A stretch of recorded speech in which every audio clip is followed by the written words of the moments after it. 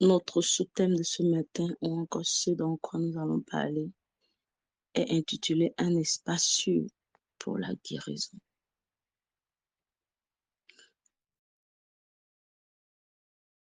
Quand nous lisons le mot-clé ici, est le mot sûr. Quand nous entendons parler de sûr, nous voyons la certitude. Nous voyons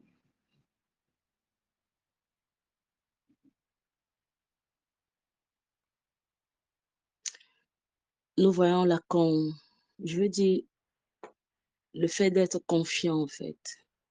Quand tu dis je suis sûr, tu te sens confiant que rien d'autre ne peut te bouger, rien d'autre, en fait, ne peut t'arriver là où tu es parce que tu es sûr, tu es certaine, tu es enraciné, tu es tellement confiant, confiant, confiant.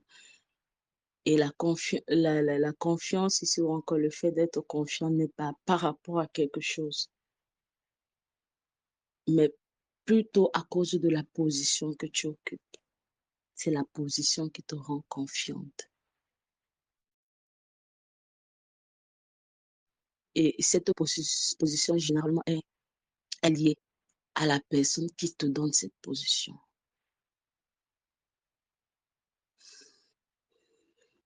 Un espace sûr pour la guérison. C'est même quoi la guérison? Au premier degré, on appelle la guérison comme j'ai un exemple, j'ai mal au pied, j'ai une douleur et la douleur est partie. Ça, c'est le premier degré de la guérison, c'est-à-dire vraiment élémentairement défini. C'est ça que tout le monde a connu premièrement comme guérison. Mais est-ce que c'est seulement ce que le mot guérir voudrait dire? Il y a d'autres thèmes qui se rattachent également à la guérison, qui sont par exemple protéger, sauver, soigner, défendre, préserver, garder. Ce sont des mots qui se rattachent à la guérison encore, qui sortent du mot guérir. Être guéri veut dire être préservé. Tes émotions, tu peux être préservé dans tes émotions.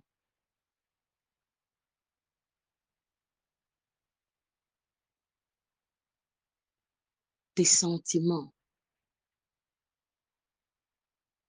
tes choix, ton expression, dans beaucoup de choses. Sauver de tes choix, et etc., etc., etc.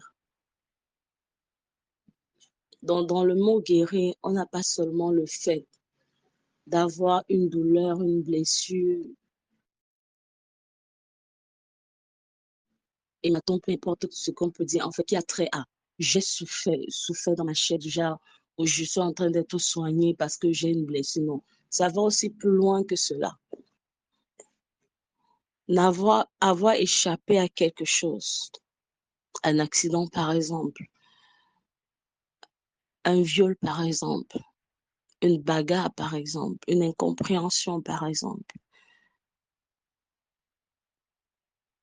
avoir été sécurisé par la paix du Seigneur, par exemple,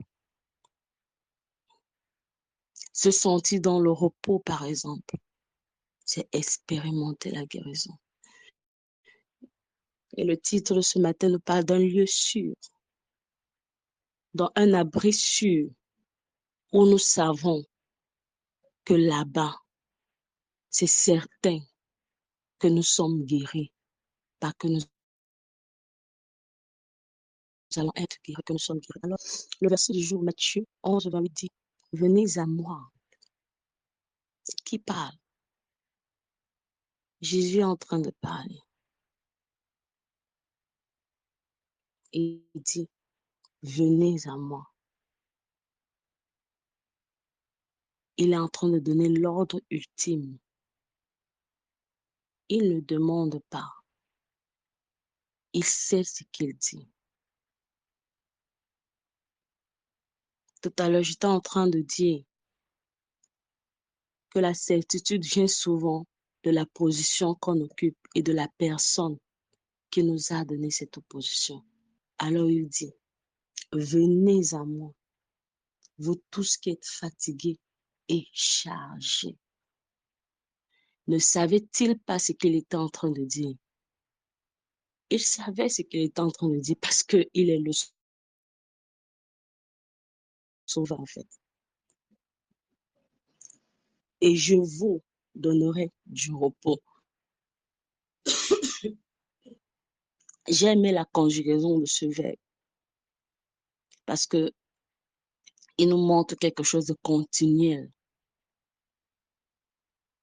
de quelque chose qui se vit là, mais qui va continuer dans le temps, qui ne va pas s'arrêter, qui ne va pas s'arrêter, qui ne va pas s'arrêter. Tant que nous sommes conscients de là où nous sommes, l'expérimentation est sûre.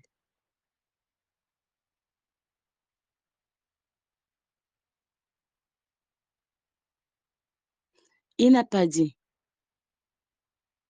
et vous aurez le repos. Il a dit, et je m'engage. Ça n'engage que moi.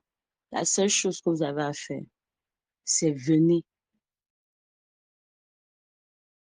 c'est d'être sûr que vous êtes là. Si vous êtes là, c'est le repos. Si vous êtes conscient que vous êtes là, vous êtes à cette position. Position de quoi? De fils engendré, d'enfant de Dieu, de baigner dans l'amour du Père. C'est sûr et certain, vous avez le repos. Oh, le repos.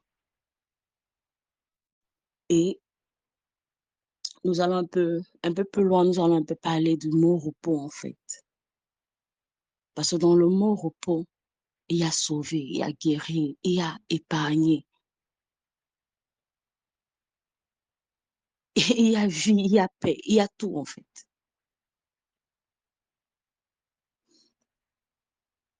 Alors très rapidement, nous entrons. La guérison nécessite un espace sûr. Et cet espace sûr entre également dans notre mental. Parfois, certains mots que nous ressentons physiquement sont tellement plus profonds dans notre mental, dans nos émotions, que, qu'elles ne le sont dans notre corps. Et très généralement, tant que tu es malade dans ton âme, le corps l'expérimente. N'oublions pas la composition de l'homme, esprit, âme et corps. Le corps ne reflète que ce qui a commencé dans l'âme. L'âme est le siège des émotions.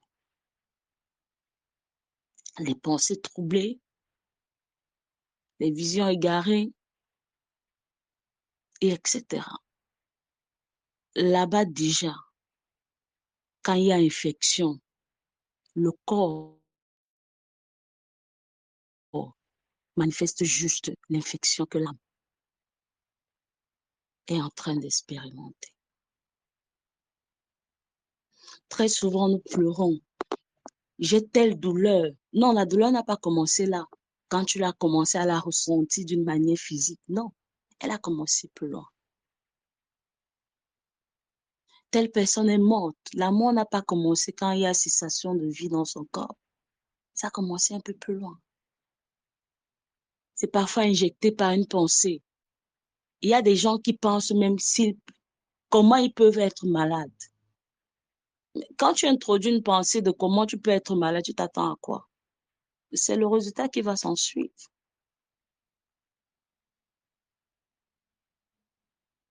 Il y a souvent des moments où quelqu'un va prier pour quelqu'un, après il dit si c'était what?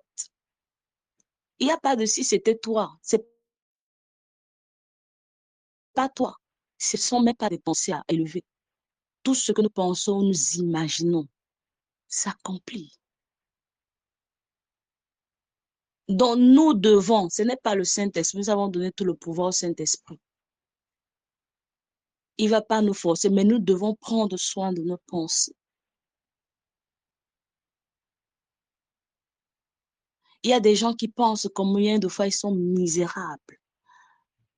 Parce que parfois, nous parlons plus de ce que nous avons vécu et de ce que nous oublions souvent ce que nous introduisons dans nos pensées.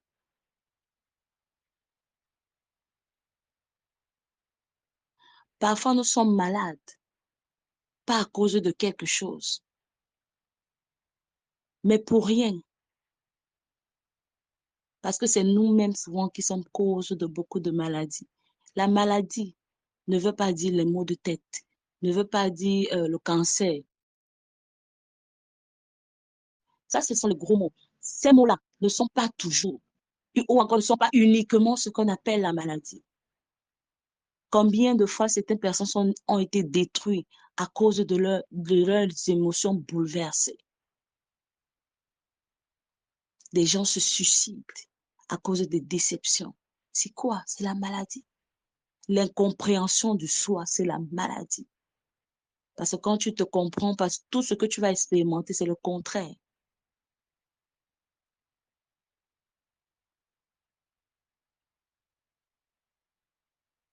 L'insatisfaction, c'est la maladie. Ça te donne toujours à aller rechercher. Tu es toujours à la quête de quelque chose de nouveau. Donc, quand on parle de guérison, allez plus loin. Ne regardez pas seulement le physique. Il est question de chaque compartiment de notre être.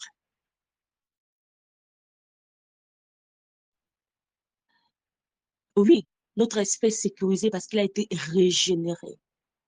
Mais est-ce qu'il y a communion entre l'esprit et l'âme et le corps? Venez à moi, vous qui êtes chargés et fatigués. Chargés et fatigués. On est chargé par les mots, par la vie, par, par tellement de choses.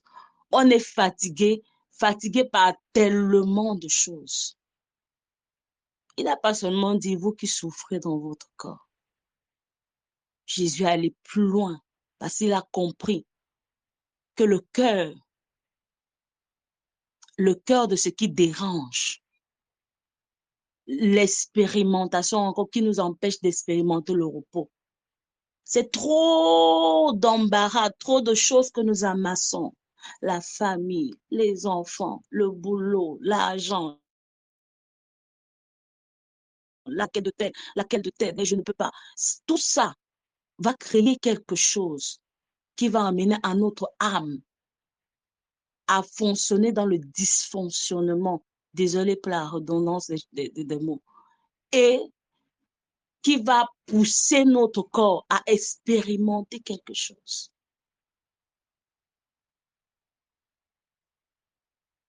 On parle des nerfs. Les nerfs sont liés à quoi? Jusqu'aux nerfs des pieds sont liés à quoi? À notre cerveau. Vous vous rappelez de l'enseignement que l'apôtre a passé à nous, à passer le temps à nous enseigner par rapport à, je vais dire, à la science pour comprendre comment fonctionne notre corps. Tout ça, c'est pour nous apprendre que tout est lié. Tout est lié.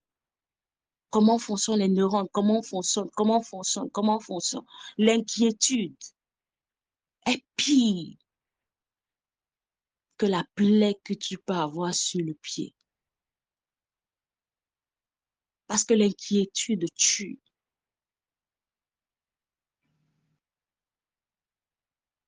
Et il y en a tellement.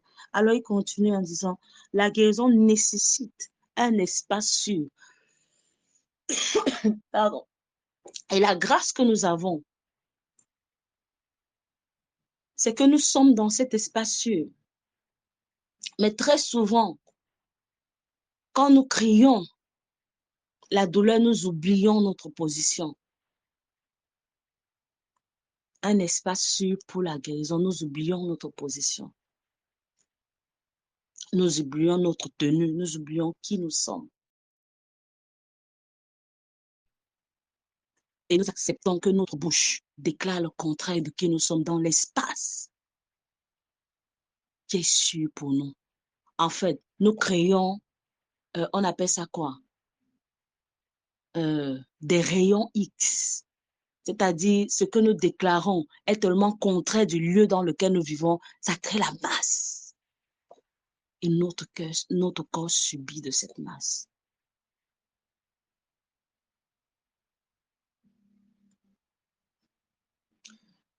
Comme un animal blessé qui a besoin d'un sanctuaire pour se rétablir. Un animal blessé qui a besoin d'un sanctuaire. Soulignons le mot sanctuaire pour se rétablir. Nos âmes ont besoin d'un lieu sûr pour guérir.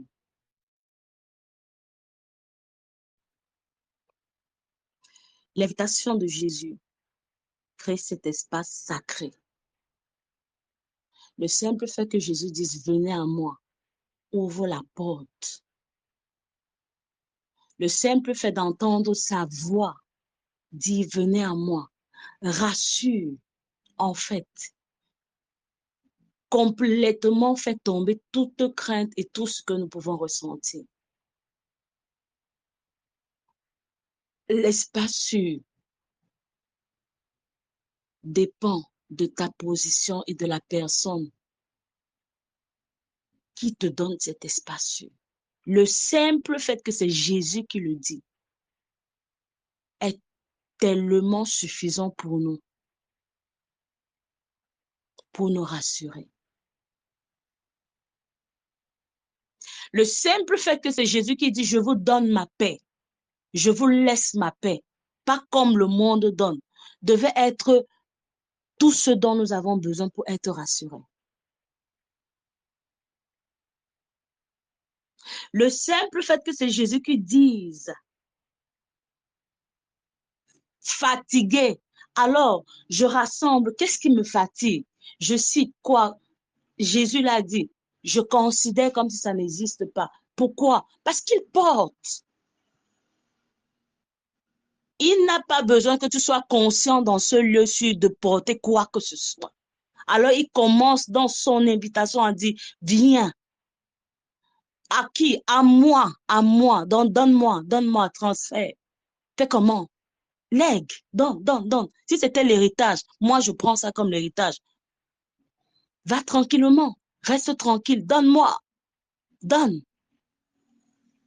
Arrête de penser, arrête de réfléchir, arrête de calculer, arrête de trop être pragmatique. Parce que peut-être depuis que tu es pragmatique, qu'est-ce que tu as obtenu? La guérison va plus loin que les blessures physiques. L'invitation de Jésus crée cet espace sacré de sécurité et de repos. Le repos veut dire s'arrêter. Arrêter de travailler mentalement. On n'a pas dit physiquement, on a besoin de travailler physiquement, c'est d'accord. Mais même physiquement, le physiquement ne doit pas être un labeur. Une conscience de si je ne fais pas, je ne vais pas, non. It's by grace, c'est pas la grâce de Dieu. C'est ce que le Seigneur a dit à l'apôtre Paul. Quand il pensait que lui qui a eu tellement ces mystères, il va parler, personne ne va se lever, mais il y a un ange ou encore un messager qui s'est levé pour contrecarrer ce qu'il était en train de dire. Et il a ressenti. Alors le Seigneur vient le rassurer, lui dire dans cette faiblesse, ma grâce s'accomplit dans ta faiblesse. Et nous ressentons ces faiblesses tous les jours. Ça peut être physiquement, moralement, mentalement, le découragement, la dépression, etc. Dépression, je sais pas moi, du stress du boulot, des enfants, des relations, de tout genre de relations. Relations au niveau de la communauté, relations au niveau personnel, relations au niveau collègue, relations au niveau même des gens que tu ne connais pas, relations de tellement de choses. Arrêtez-vous. Le repos veut dire arrêtez-vous. Arrêtons-nous. Arrêtons-nous. Arrêtons-nous d'essayer de faire quelque chose. Prendre le repos encore, accepter de se poser.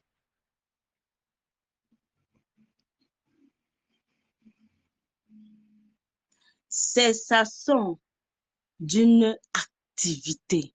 La première activité, elle est d'abord mentale avant qu'elle ne soit exprimée.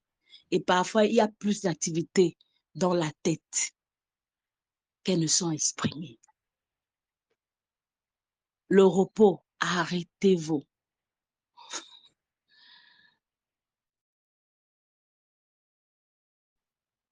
Est-ce que quelqu'un a pu ajouter une coudée à sa vie en réfléchissant beaucoup? Personne ne l'a fait. Personne n'a jamais pu le faire. Donc, en fait, nous sommes condamnés à accepter que tout c'est le Christ. Là-bas, là, c'est notre condamnation. Tout dépend de lui. Pas que on lui a laissé la charge, non. Mais nous devons être conscients que c'est à partir de lui que nous pouvons toutes choses. C'est lui notre force, notre capacité. Nous ne pouvons pas ajouter une seule coudée de la vie, ce qui veut dire que nous ne pouvons pas ajouter en réfléchissant trop quelque chose à quoi que ce soit. À un moment, il nous demande de nous reposer dans ce qui paraît être incertain, dans ce qui paraît être comme n'ayant pas de solution. Parce que la solution est là. Quand nous travaillons, le Seigneur fait comme il se repose. Pourquoi? Parce qu'il nous a invités dans le repos. Donc, quand nous nous reposons, on lui donne de travailler. Quelqu'un ne peut pas nous inviter dans son repos et nous commençons à travailler, nous voulons qu'il travaille. Ce n'est pas possible. Il va se reposer. Alors, nous l'avons invité à dire que Seigneur, repose-toi, je peux. Jusqu'au moment où nous comprenons que je ne peux pas. Prends tes choses. Tu en as la capacité. Et là, il va commencer à travailler.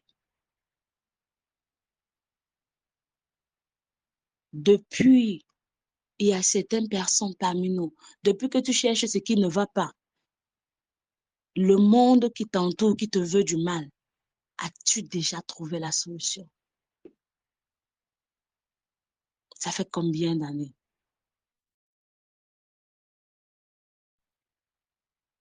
Je crois que à chaque minute, à chaque moment, peut-être c'est le bon moment d'arrêter. Juste arrêter cette activité mentale. Parce que parfois, elle te détruit plus mentalement. Et il y a des moments où nous passons le temps à aller faire des visites à l'hôpital parce que tu ressens une certaine douleur. Nous oublions que même la science explique que tout notre corps est lié. Parfois, c'est parce que ça ne va pas là-dedans que ton corps l'expérimente. On va te dire, il n'y a rien. Gloire à Dieu, on n'a rien trouvé. As-tu arrêté de penser, de réfléchir? Parce que tu vas ressentir la même chose, tu vas encore repartir. La science ne peut pas expliquer le spirituel.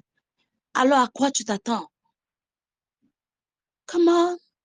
Arrête de fonctionner de toi-même. Accepte le repos. Acceptons ce repos. Au lieu de souvent parler des sorciers, des fantômes, et etc., donnons-nous du repos à nous-mêmes. Acceptons le repos qui nous a été donné gratuitement. Je crois qu'ils ont beaucoup souffert parce que nous les citons beaucoup. Et pourtant, parfois, nous sommes causes nous-mêmes de beaucoup de choses.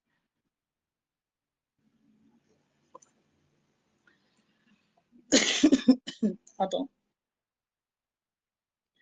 Alors, le repos encore, se détendre. Combien de fois nous nous détendons? Nous acceptons les détentes en disant, je fais un voyage, je m'en vais quelque part, je vais me détendre à la plage, je vais prendre du temps. Mais ce n'est pas ce que le Seigneur appelle se détendre. Ça, ce sont les activités humaines que nous avons acceptées nous bâtir. Le Seigneur appelle se détendre, avoir la conscience de son repos. Et c'est à tout temps, à tout moment, que tu travailles 10 000 heures, que ta journée soit tellement chargée, il faut avoir la conscience d'être continuellement dans un repos sans fin en lui.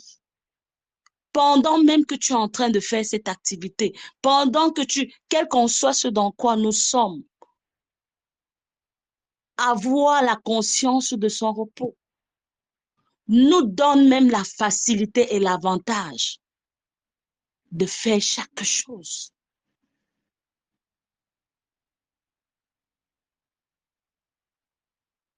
Et il y a des moments où il ne demande même pas de faire quelque chose, il demande juste d'arrêter. Regardez, pendant que je suis en train de parler, il y a une histoire qui vient, l'histoire de Marthe et de Marie. Regardez ce qui s'est passé. Elle va correspondre à cette invitation que le Seigneur nous donne. Alors on annonce à Jésus que son ami bien-aimé est décédé. Lazare, les gens s'attendaient à ce qu'il court, parce qu'on a dit son ami bien-aimé, mais il ne l'a pas fait. Il les a renvoyés, mais il a eu mal parce que il est écrit que Jésus pleura. Le plus court verset d'ailleurs de la Bible. Alors,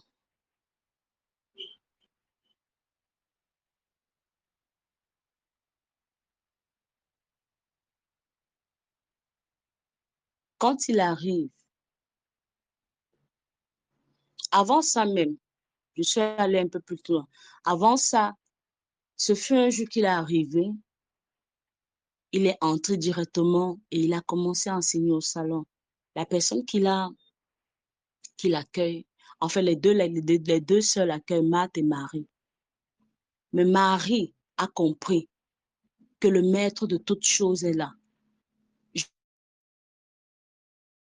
Je gagnerais mieux en m'asseyant et en recevant de lui directement. Marthe, est-ce que ce que Marthe faisait était mauvais? Non, c'était pas mauvais. Mais attends un peu, quand Jésus est là, même de la nourriture, tu n'as pas besoin. Parce qu'il a dit quoi? Je suis le pain de vie.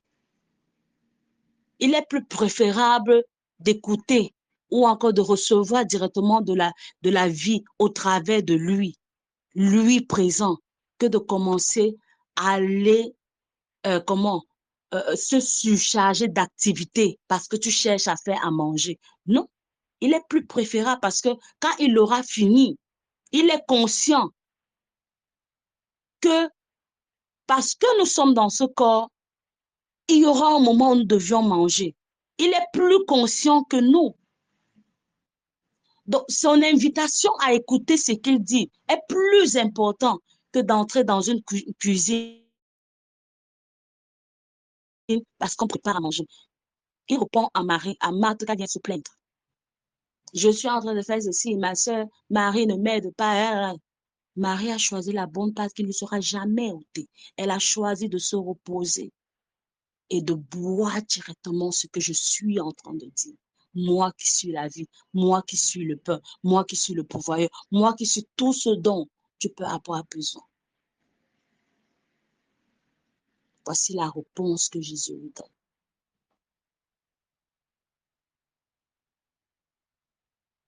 C'est la réponse que Jésus lui donne. Il est question de la source de vie. Pour d'autres personnes, moi, c'est non, Marie, c'est normal. Quand même, il fallait penser à la nourriture. Quand on va finir, on va manger quoi? C'est le producteur de la... En fait, c'est la source de vie qui est présente. C'est la source de vie qui est présente. Dans cet espace, il est en train de rendre ministère une occasion rare d'avoir le Seigneur lui-même présent. Est-ce qu'elle a mal pensé? Non.